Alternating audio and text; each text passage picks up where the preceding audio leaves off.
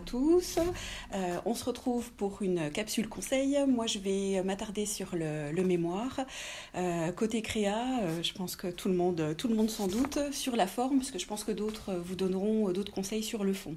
Alors, je voulais, dans un premier temps, attirer votre attention sur la qualité de la lecture que vous devez absolument soigner en choisissant un caractère plutôt en light, en linéal, quelque chose de simple, de léger à l'œil pour que ce soit agréable à la lecture, et puis en évitant de faire des interlignages trop forts, en aérant votre mise en page avec des marges, avec quelque chose donc d'agréable à l'œil.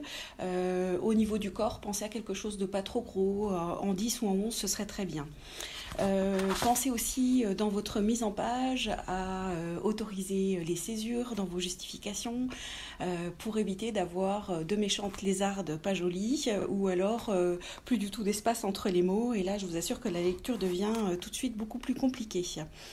Un dernier conseil, mais ça, je vous invite à demander à votre tuteur ce qu'il en pense.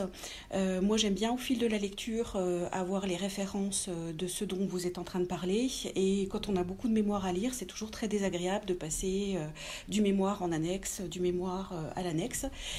C'est bien de pouvoir mettre un petit peu visuellement dans votre dossier ce dont vous êtes en train de parler, sans bien entendu oublier de le rajouter en annexe de manière beaucoup plus complète. Pensez d'ailleurs à mettre un maximum de choses dans cette zone-là.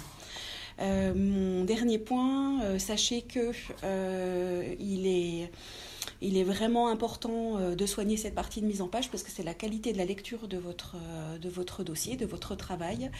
Je pense que c'est mieux de choisir quelque chose de simple et d'efficace plutôt que de vouloir faire à tout prix une belle mise en page, mais qui sera peut-être pas réussie et très pénible à lire. Voilà, à bientôt.